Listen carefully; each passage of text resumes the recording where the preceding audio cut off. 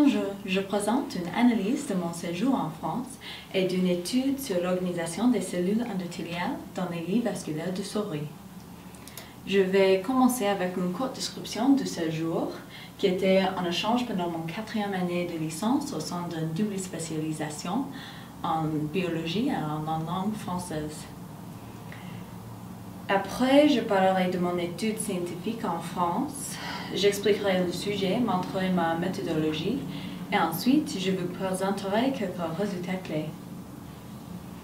La deuxième partie de la présentation est sur ce que j'ai appris en plus de ça, la langue et la compréhension culturelle. Je finirai avec un résumé des implications de l'expérience et de l'étude. Je suis arrivée à Bordeaux avec mes parents et j'ai commencé mon cours à l'Université de Bordeaux en septembre. J'ai suivi 2 cours de langue, le français et l'allemand, et 4 cours avec les sciences de la vie. Et pendant ce temps, je cherchais un stage jusqu'au novembre. Ce cherche a été compliqué par plusieurs facteurs, mais notamment par la nécessité de trouver un stage qui pouvait m'accueillir pour 5 mois.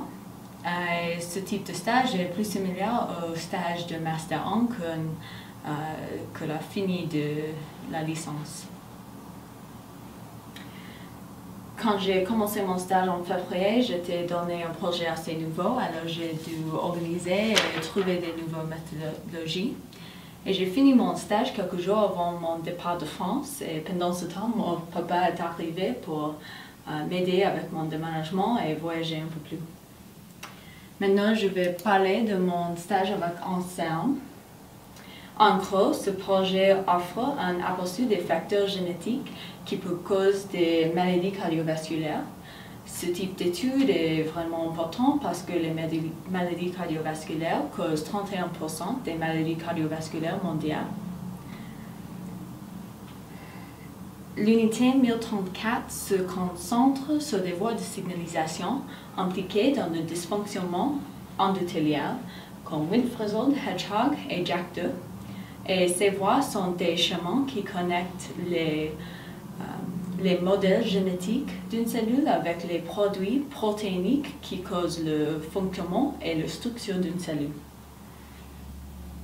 Au sein de cette grande étude, moi, j'ai étudié le voie Winfriesl et dans les cellules endothéliales des vaisseaux, spécifiquement dans l'aorte des souris. Nous nous intéressions au rôle des gens Wnt dans le développement et la stabilisation du réseau vasculaire. Alors, pour rassurer la stabilité et l'organisation de ce réseau, il faut une organisation particulière des organelles des cellules. Ça veut dire que les cellules se polarisent. Pour cette étude, la polarité est définie par le positionnement de l'appareil Golgi par rapport au noyau. Et l'appareil Golgi est l'organelle qui est essentiel pour la prolifération cellulaire. Comme je montre ici, pour des cellules endothéliales vasculaires, le Golgi est normalement orienté en direction inverse du flux sanguin. Alors, ça veut dire que le Golgi est antérieur du noyau. Et cette deuxième figure illustre l'hypothèse que la prédominance de l'orientation antérieure est à cause de force de cisaillement, qui est la force de friction du flux sanguin. Cette réorientation, qui est soit mécanique, soit génétique, ou peut-être les deux, permet l'organisation la plus efficace des vaisseaux. Et des études précédentes indiquent que pendant le développement des réseaux vasculaires, et peut-être au long de la vie, ce phénomène établit l'organisation des vaisseaux qui optimise la distribution du sang. Cette étude a été organisée en 2 parties. En premier, le fait de la force de cisaillement sur la polarité des cellules endothéliales a été considéré. Pour le faire, les différences régionales entre la partie proche du cœur et la partie abdominale de l'aorte a été étudiée. Et ceci a été examiné sur les souris d'1 à 8 semaines postnatales ou pendant le développement. Ensuite, l'effet des délétions spécifiquement endothéliales des gènes impliqués dans le voie Wnt a été étudié. On a donc appliqué les mêmes techniques sur des soubresauts d'une semaine postnatale avec la suppression des gènes PDZR1-3 et ROR2 des gènes Wnt. Les méthodologies: pour chaque souris, l'éote a été prélevée et fixée dans une solution formaline pour éviter l'abîmation des cellules endothéliales. Ensuite, on a fait l'immunomarquage, l'immunofluorescence avec des anticorps spécifiques pour certains organelles. La membrane cellulaire a été marquée en rouge, le noyau en bleu et l'appareil Golgi en vert. Ensuite, des cellules ont été observées avec un microscope confocal pour obtenir des images comme celle-ci qui pouvaient être quantifiées. Et les quantifications incluses dans cette présentation sont des comptes des pourcentages des cellules orientées antérieures ou postérieures. Pour finir cette section, quelques résultats. Quand les différences de l'orientation à travers les hôtes ont été considérées, on a trouvé un effet de la force de cisaillement sur l'organisation des cellules endothéliales, comme on voit ici, spécifiquement chez des souris adultes. Le pourcentage des cellules polarisées en sens inverse de flux sanguin ou antérieur était plus important côté cœur que côté abdominal, et côté cœur est où la force de cisaillement est le plus fort. Néanmoins, il n'y avait pas d'effet sur des souris d'1 à 4 semaines postnatales. Ici, je montre des exemples de progression de l'organisation des cellules endothéliales à 1, 2, 3 et 4 semaines postnatales. Les résultats nous montraient une diminution des cellules polarisées antérieurement pendant le développement. Alors, à 1 à 4 semaines, il y a une diminution. Ensuite, ce qu'on a trouvé sur des jeunes de la voie Wnt, par rapport au contrôle, le pourcentage des cellules antérieures était diminué chez des mutants délétés pour PDZR1-3. La même a été trouvée pour des mutantes délétées pour ROR2, mais singulièrement, il n'y avait pas de différence significative entre des mutants co-délétés et des contrôles. Je continue avec des analyses et des exemples de mon progrès linguistique et culturel.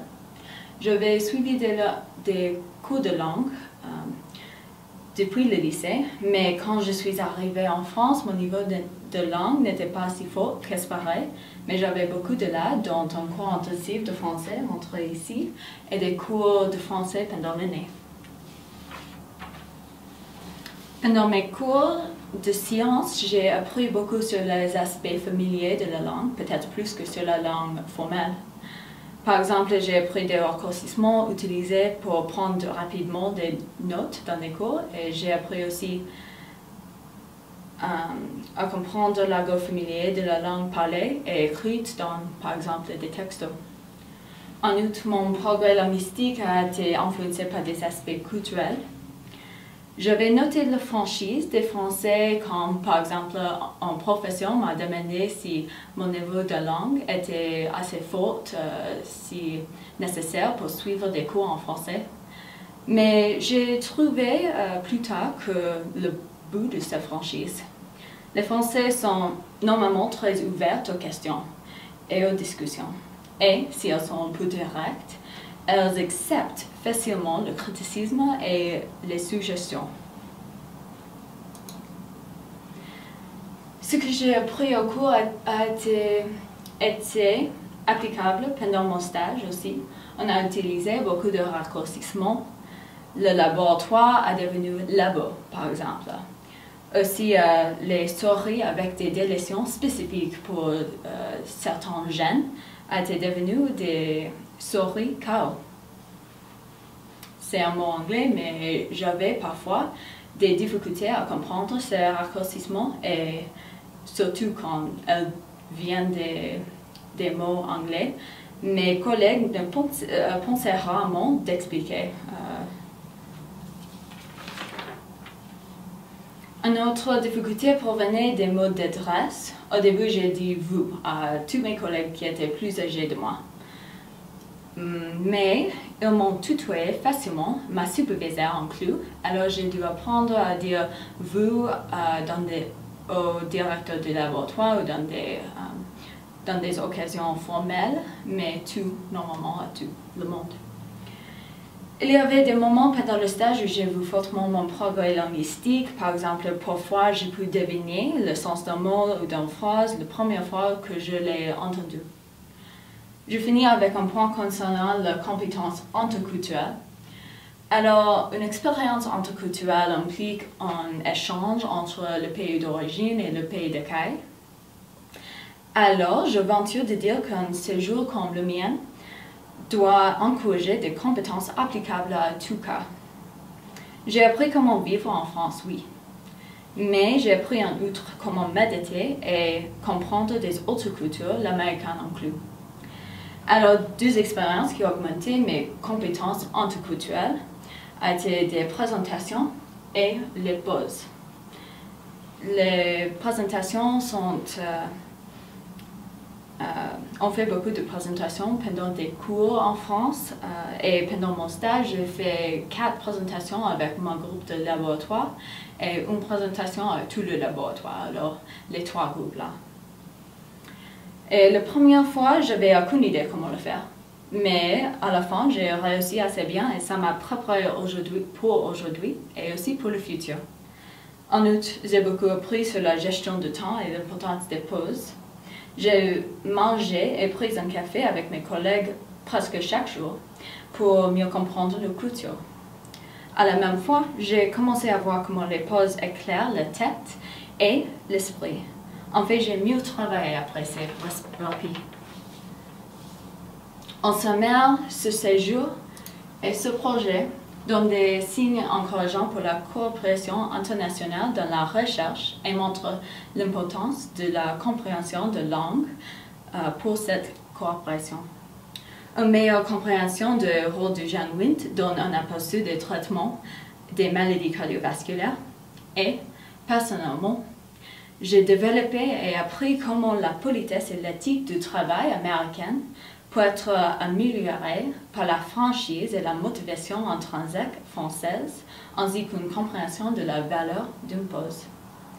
J'aimerais remercier l'Université de Bordeaux, l'unité 1034 de l'ANSEM et bien sûr l'Université d'Arizona de Nord de leur soutien pendant mes études. Merci.